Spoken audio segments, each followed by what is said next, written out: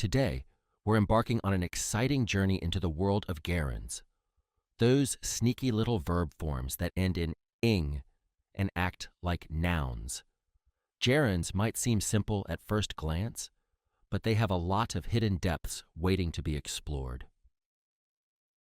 By the time we're done with this video, you'll have a better understanding of these versatile grammatical constructions and how to use them effectively in your own writing and speech. So, grab a snack, get comfy, and let's dive into the fascinating world of gerunds together. What is a gerund? The chameleon of the grammar world.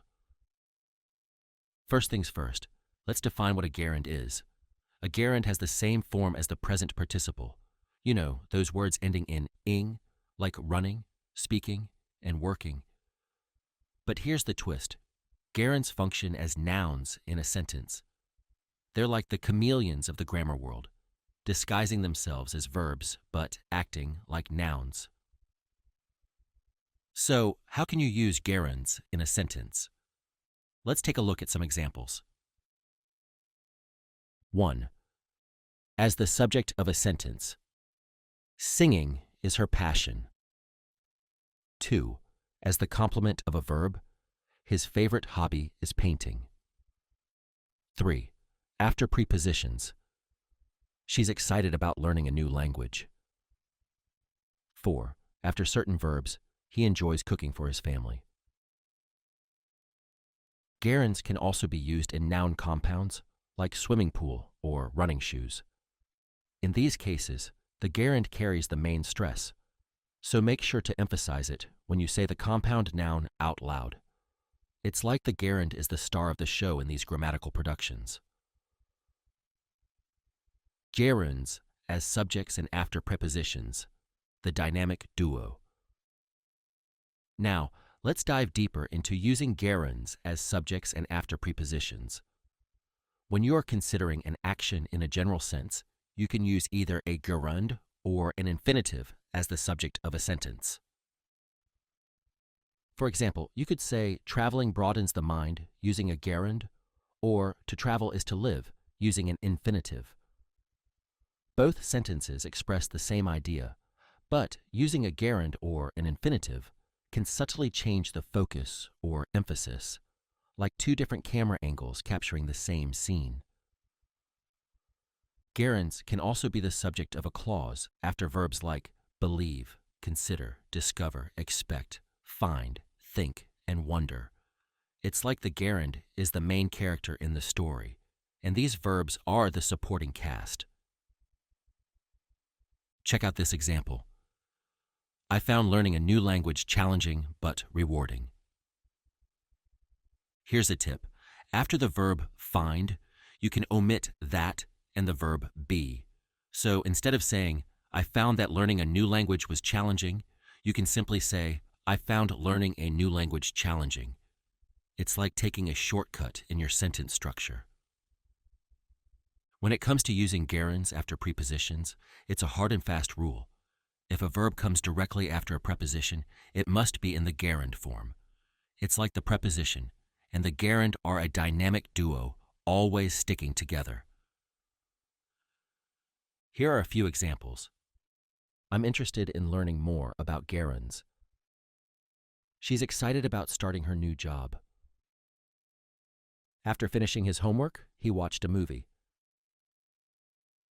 Some common preposition plus gerund combinations include be for against, care for, give up, keep on, look forward to, and put off. These combinations are like the classic pairings of the grammar world, like peanut butter and jelly or salt and pepper.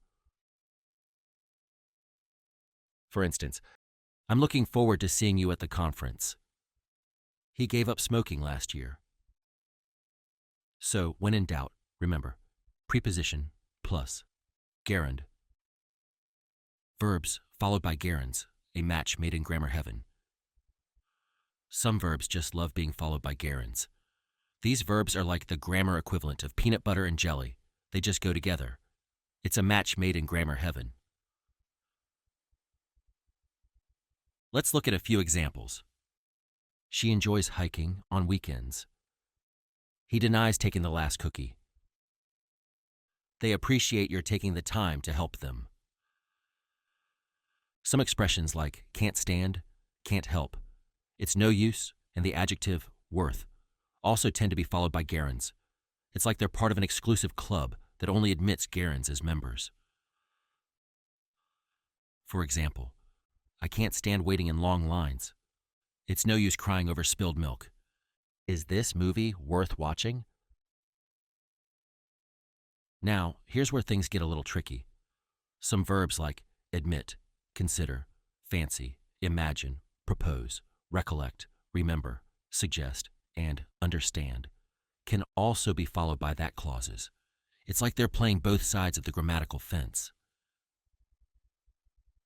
For example, you could say, he admitted stealing the candy using a gerund, or he admitted that he stole the candy using a that clause. Both sentences convey the same basic idea, but the gerund construction emphasizes the action, while the that clause focuses on the fact. Don't worry, with practice, you'll start to develop a feel for which construction sounds more natural in a given context. It's like learning to dance. At first, you might step on a few toes, but eventually, you'll find your rhythm. Possessive adjectives and pronouns with gerunds, the meaning makers. When using gerunds, it's important to pay attention to whether you need to use a possessive adjective or pronoun before the gerund. This can change the meaning of the sentence in subtle but important ways, like using different spices in a recipe. A little bit can make a big difference. If the verb or verb plus preposition is followed directly by the gerund refers to the subject of the verb. It's like the subject and the gerund are in a direct relationship. For example, in the sentence, Sarah enjoys singing in the shower, Sarah is the one doing the singing. The gerund singing refers directly to the subject, Sarah. However, if you put a possessive adjective or pronoun before the gerund refers to the person indicated by the possessive adjective or pronoun. It's like the possessive adjective or pronoun is pointing the gerund in a different direction. For instance, if you say, Sarah enjoys his singing in the shower, the gerund singing now refers to someone else, not Sarah. It's like the possessive pronoun his is redirecting the action away from the subject. Some verbs and expressions that can take either construction include dislike, dread, fancy, involve, like, negative, mean, mind, propose, recollect, remember, resent, save, stop, understand, approve, disapprove of, insist on, it's no good, use, object to, there's no point in, what's the point of, and suggest. These verbs and expressions are like the versatile players of the gerund game, able to work with different team members. Here are a couple of examples to illustrate the difference. I resent paying taxes. I pay the taxes and resent it. I resent his not paying taxes. He doesn't pay taxes, and I resent that. In formal English, possessive adjectives are used with gerunds. But in informal English, pronouns are more common. As a learner, you can choose which form to use, but using pronouns is generally more natural in everyday speech and writing. It's like choosing between wearing a suit or jeans. Both are acceptable, but one might be more appropriate depending on the situation. Special cases in the perfect gerund, the grammar experts. Now, let's talk about some special cases and the perfect gerund. These are like the expert level of gerund usage, the grammatical equivalent of black diamond ski runs. First up, the verb mind. This verb is most commonly used in the interrogative and negative forms, like a question or a statement of opposition. For example, would you mind closing the window? I don't mind waiting a few more minutes. Would you mind is a polite way to make a request, but be careful. Adding a possessive adjective before the gerund changes the meaning. It's like adding a plot twist to your sentence. For instance, if you say, would you mind my closing the window? You're not actually requesting the other person to close the window. Instead, you're asking if they would object to you closing it. It's a subtle but important difference. Another special case is the perfect gerund, which is formed by using having plus past participle. The perfect gerund is used when referring to a past action, especially after the verb deny.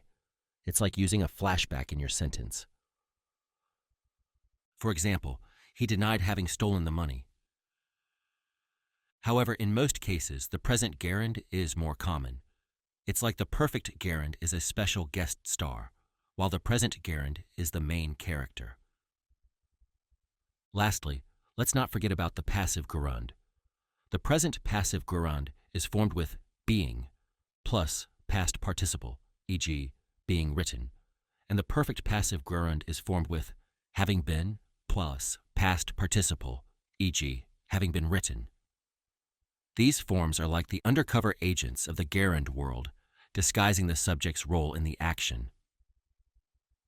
For example, I remember being taken to the zoo as a child. The room showed no signs of having been cleaned. Passive gerunds are useful when you want to emphasize the action being done to the subject, rather than the subject performing the action. It's like shifting the focus of the sentence to the action itself. Wow, we've covered a lot of ground today. We've explored what gerunds are, how they can be used as subjects and after prepositions, which verbs are commonly followed by gerunds, and how possessive adjectives and pronouns can change the meaning of a sentence with a gerund. Gerunds, they're also sly, ending and act as nouns. Singing, working, these forms fly. In grammar rules, they wear the crowns. Gerund rules guide us right, making words flow day and night.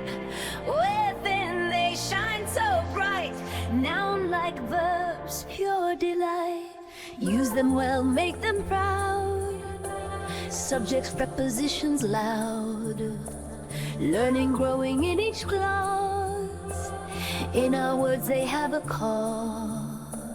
Gerund rules guide us right, making words flow day and night. Within they shine so bright, noun like verbs, pure delight. Verbs and preps, they come together in sentences, they bond so clever. Gerund forms both strong and light, adding depth with all their might. Possessives change the scene, his singing, my working keen. Meaning shift with just a tweak, in grammar they're oh so sleek. Gerund rules guide us